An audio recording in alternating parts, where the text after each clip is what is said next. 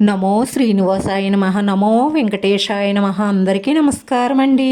ప్రతిరోజు మీ రాశి ఫలితాలు తెలుసుకోవడానికి ఇంకా మన ఛానల్ సబ్స్క్రైబ్ చేసుకోకపోతే ప్లీజ్ సబ్స్క్రైబ్ చేసుకోండి. లైక్ చేసి మీ పూర్తి సపోర్ట్ మన శ్రీనివాస ఛానల్కి ఇవ్వండి. ఈ వారం రాశి ఫలితాలలో గోచార్య రీత్యా వృషభ రాశి వారు ఎటువంటి శుభాశుభ ఫలితాలను పొందుతారో తెలుసుకోవడానికి ఈ మన వీడియోని ఎక్కడా మిస్ అవ్వకుండా చివరి వరకు చూడండి. మీరు ఒక స్త్రీ వల్ల 3 శుభవార్తలు అందుకుంటారు. ఆ శుభవార్తలు విన్న వెంటనే మీరు మీ తల్లిదండ్రులతో పంచుకుంటారు. ఈ లోకంలో మీకు తల్లిదండ్రులను మించిన వారు ఎవ్వరూ ఉండరు.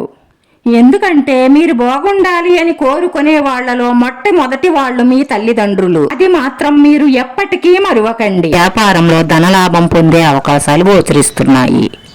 అయితే మీరు బాగా కష్టపడి పని చేయడం ద్వారానే లాభాలుంటాయి. మీరు రెగ్యులర్గా చేసే పని పట్ల సోమరితనంగా ఉంటారు. మీరు రిలాక్స్ మూడ్లో ఉంటారు. స్త్రీలు అందానికి సంబంధించిన వస్తువులకు డబ్బులు ఖర్చు పెడతారు. మీ జీవిత భాగస్వామితో మంచి సమయం గడుపుతారు. మీ ప్రేమ భాగస్వామి మీరు కోరుకున్న ఆనందాన్ని కోరికలను తీర్చగలరు. ఈరోజు మీ ఆర్థిక పరిస్థితులలో మంచి మెరుగుదల ఉంటుంది. పెద్ద వ్యాపారాలు లేదా ఆస్తుల కొనుగోలుపై పెట్టుబడులు లాభదాయకంగా ఉంటాయి. ప్రస్తుతం మీ ఉద్యోగానికి సంబంధించి గందరగోళ పరిస్థితులలో ఉంటారు. ఈ ఉద్యోగం మానేయాలని కూడా కొంతమంది నిర్ణయం తీసుకోవచ్చు. మంచి ఆఫర్ వచ్చిన తరువాతే ఉద్యోగం మానండి.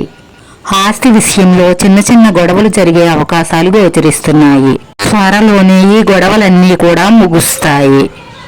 అంతా కూడా మామూలుగా సర్దుకుంటుంది. మీ వృత్తి ఉద్యోగాలు సజావుగా సాగుతాయి. ఈ రోజు మీరు ఏదైనా కొత్త ప్రాజెక్టులో పనిచేయడం ద్వారా చాలా నేర్చుకుంటారు.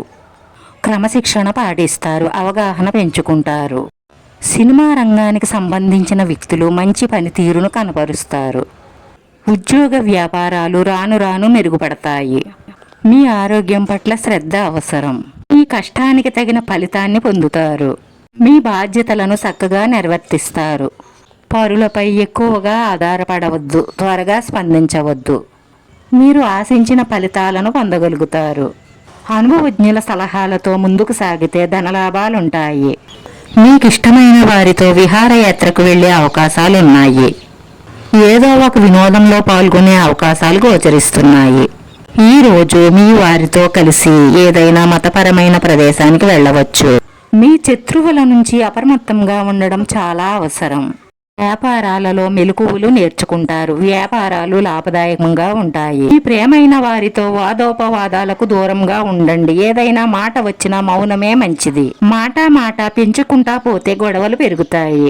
విదేశాలకు సంబంధించిన పనులు సురుగ్గా సాగుతాయి. అత్యాశకు వెళ్లి రిస్క్ వ్యాపారాలలో పెట్టుబడులు పెట్టకండి. ఎందుకంటే నష్టపోయే అవకాశాలు ఉన్నాయి.